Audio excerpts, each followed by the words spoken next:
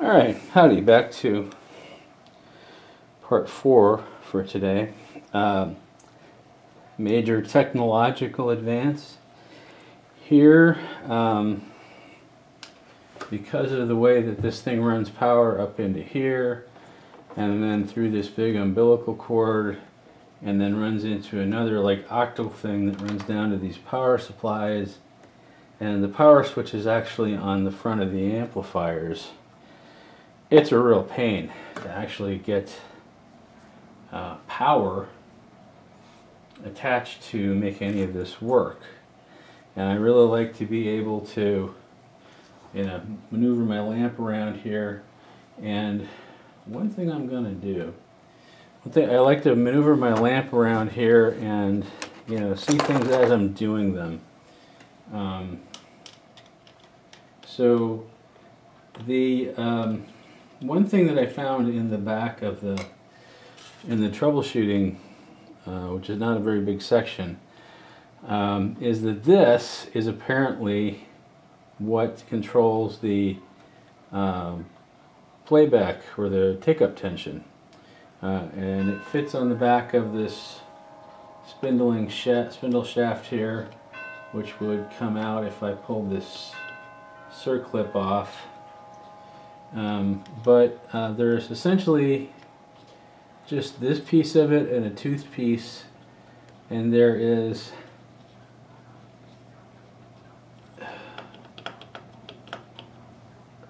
a washer, like a felt washer in between them that I can't show you very well. You can kind of see the edge of it on this one. And so what happens is you boy, no, I don't remember how I got that together. I hope it was this way. It says to adjust the tension on this thing, basically slide this spring in farther and it makes it harder.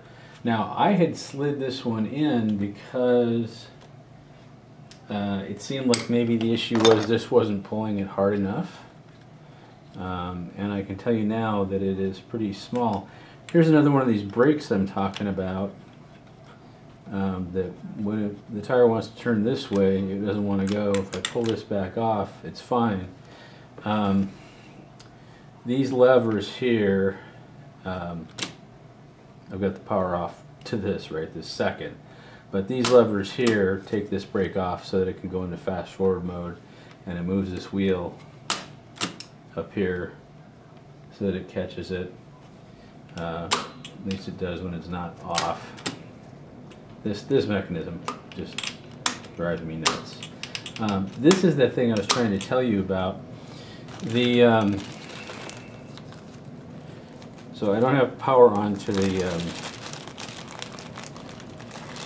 transport yet, but these are the parts that I found inside the thing, which are a little on the concerning side. I'll hold them up so you can see them better. But I've got essentially this large chunk here. I don't know how well you can see that, but it looks to me like part of this. And I don't know where that one is. I don't know where it goes. I'm going to have to take apart. I do have the service manual for this, and it has an exploded drawing that shows where these cams mostly sit. There's also a ball in here and a spring. This is the one I think is on the back side of this shaft that only has the round part on it. So that what it is supposed to do when it is working is it is supposed to, and again, don't do this at home, it is supposed to raise this, hope you can see that, moves this thing forward from the back. And there's, again, a spring involved in that. I oiled all that up too, just in case something was getting stuck. But it changes where on here it hits this gear, because these, did I leave it where I can find it? It leads these, of course I didn't. These wheels have two different sizes to them. So one of them would be overdriven a little bit more, one of them would be a little bit more underdriven. And so I think that what that is supposed to do is when you turn the lever on to fast forward, it pulls that out, and I think what it does is it drives it faster so that it can go faster for fast forward. Because right now fast forward really isn't any faster than play. But I don't know where this one here came from, and I'm pretty sure, I'm afraid, that that's what this one was. The profile matches up pretty well. It looks like it used to go on a shaft like that. And that would also explain this, which looks like it goes in there. And I'll bet if I play around enough with this here, yeah. So that fits in the top. So that's wherever this cam is supposed to go, and I've got to find it. It's completely missing, and it may be part of what's causing the transmission problems with this thing. You know, as much as trouble as they can cause if they're not kept clean, I got to put a word in for you know, for stuff that's driven by solenoids, because at least I could have just replaced the solenoid and it would have been fine. And then I've got this extra piece here and this one here that I don't know if this is all part of this same. I can't get these to go together, so I don't know. This could be another piece of one that's missing. This one looks like it has some kind of a cam action on it that, you know, something is supposed to slide up and make a change. So, you know, I don't know. Like I said, I have a set of those cams coming that I found on eBay, and I got, I think I showed it earlier, I don't know what I did with it, a whole, basically an entire set of all of the screws and so forth for the transport. So those have been very handy to have. Here's the old drive belt, which I don't think was the problem. The new one felt a little bit tighter when I put it on there, but it just doesn't seem like that's explaining the whole thing either. And it is most definitely not slipping. I mean, it is. I can spin this thing back here, and it is not, definitely not slipping. I don't know if you can see the two. If I shine some extra light on them, maybe the two sets of teeth that are on this and this that I think are supposed to differentiate, you know, what's spinning when, and then the turn this off. The motor on the back here. This is where I just adjusted that tension. If you can actually see it or not, the wiring is kind of tight. And then this is the wiring for all of these motor run caps that I redid. This one also has, I might adjust that. This just has another adjustment like this one did for the tension on it. I've got this one basically now as loose as it can be. So I'm gonna, now that I've got it wiring, you know, if I turn it on the low speed, what happened? Oh, sorry, it doesn't take much to unplug. This is not the official plug, but you know, everything is so hard to work with that I basically turned it on. So there you see it. It's on low speed. It's in auto stop right now. If I put it in play, there's the sleeve, the capstan, the roller controller doesn't come up and reach it until I put it into play here, and there. I mean, it seems to be working okay. This brake doesn't seem like it's causing a problem, but the motor does speed up a little bit when I hit this, and this of course is a micro switch attaching these two together, and I wonder, you know, if maybe there was supposed to be a cam somewhere that turns that on when it's in the higher speed too. Then of course you take it out of there, go into fast forward. This is what I was saying, fast forward is about as fast right now as play, whereas rewind really goes. And again, you've got one of these wheels, this drops down, hits this geared wheel, ouch, hits that, don't do that. Hits that rubber tire right there, and that works okay. So on the fast speed, I'm going to take this power up for just a second. On this fast speed, what happens is on the slow speed, it's making contact with this red and this yellow wire here. Here it goes into this one, and these are straight, all four of them, right into the back of the motor. And I did check to make sure that there is continuity between these when it's on this side, and continuity between these when it's on this side.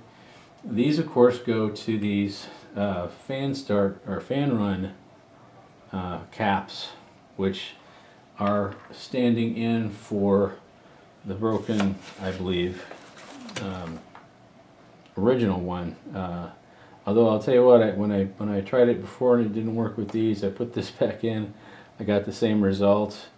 About the only thing wrong with this one that I can find is that I'm getting a really inconsistent reading for capacitance on one of these terminals. I don't remember which, but it wasn't so bad that I would expect the machine might not run or anything like that, you know. I'm trying to set up, there's a extra roller in the back here that does these wheels that I don't want to chop off, and I do have the whole thing, by the way, plugged into this deal here, because it does actually, all of these older Roberts that I've had, when I plug them in, they do register a little bit of a short, enough just to make the thing glow. And I figure if I'm going to blow up anything really bad, I don't want to have no protection for it. So I'm going to put this back here, keep it away from the fan, and there it is, low speed again, play, and again, when you can hear that. It does speed up when I take that brake off of it. When I put it in fast speed, you'll notice the motor almost comes to a stop. If I take and put it into fast forward motion for a second, take it back off, now it's on there again. And that, you know, kind of goes back to these, but I mean, these are the correct values according to what I'm doing, unless I've got something else wired up wrong. You know, all of the commons went into this green wire. The black is a 2UF, which is what all the reds were attached to here. The red is a 1UF, which is what the gray was attached to. And the yellow is its own separate 0.8 because I couldn't find anything else. But you know, that's what it's doing. And it runs fine by itself. And when I turn it on like this, it's fine. And I've shown before that if I just feed tape through, I've got a real small piece of leader here that I can feed through. It feeds it through. Come on, no problem.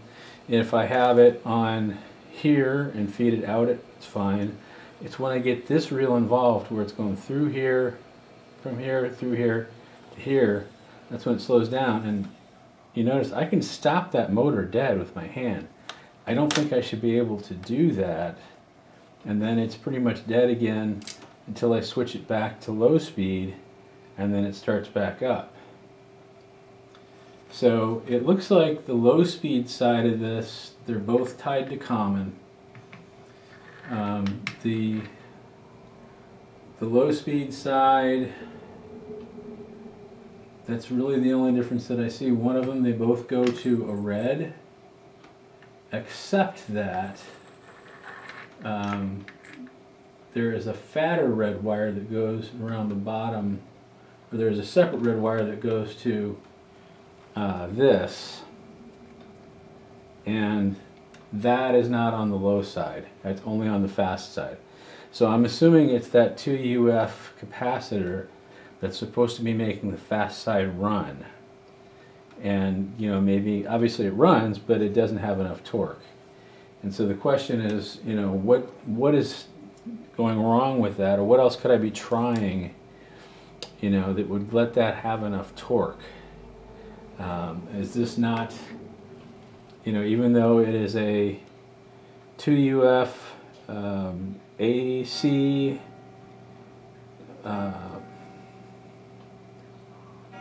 you know, capacitor, or you know, run capacitor, is it not like, you know, powerful enough somehow? I mean, they make them smaller. Should I try a different kind of capacitor on that one?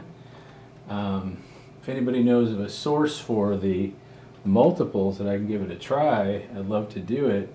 And I did, you know, did verify that there is continuity to that wire from the switch, because the other problem, of course, could be if this contact here were not being made to this capacitor, well, then it wouldn't get that extra juice that it needs to run.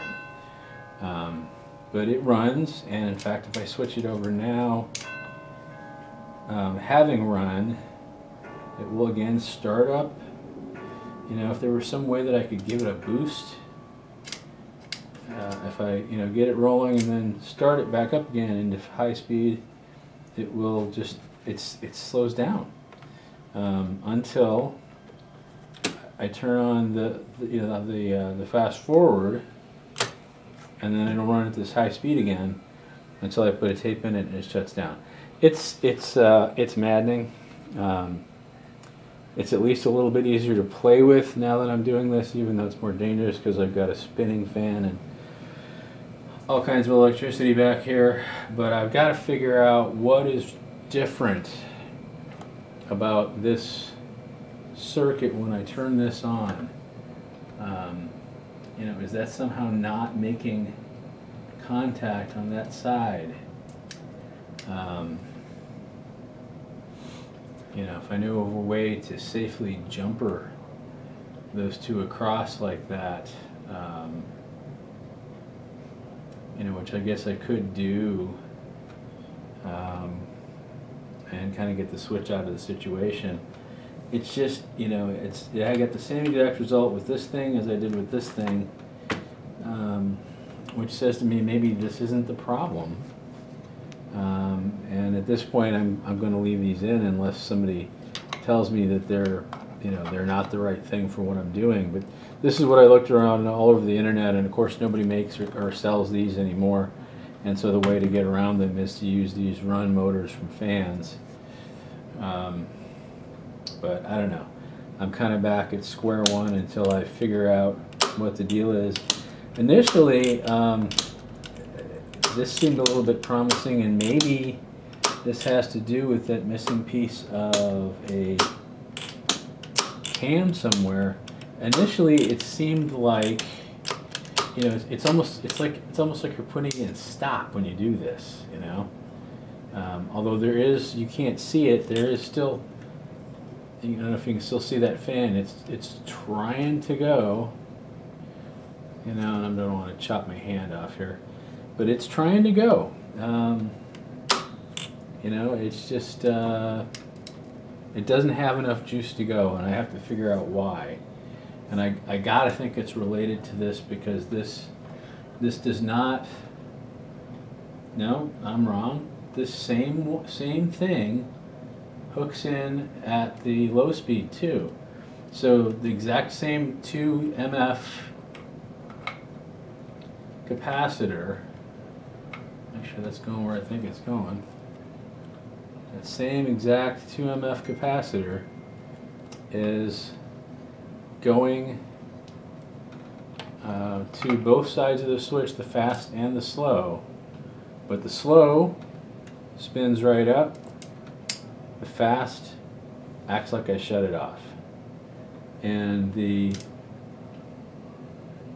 glow on my current limiter, which is now dim, gets a lot brighter when I go on to high speed. So I've got something electrical, I think, going on somewhere. I just have to figure out what. It is obviously not a single part mystery. So I'm going to have to see if I can't figure out what's happening.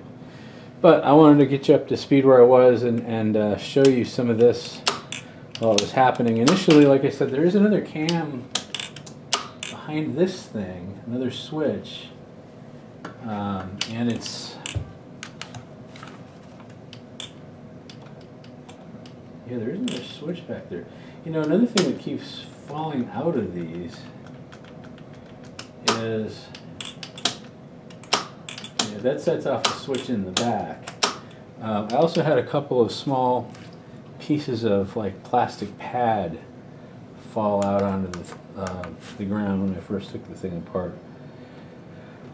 So I don't know. But that's where I am right now. I'm just rambling at this point. I'll go ahead and stop this video at this point.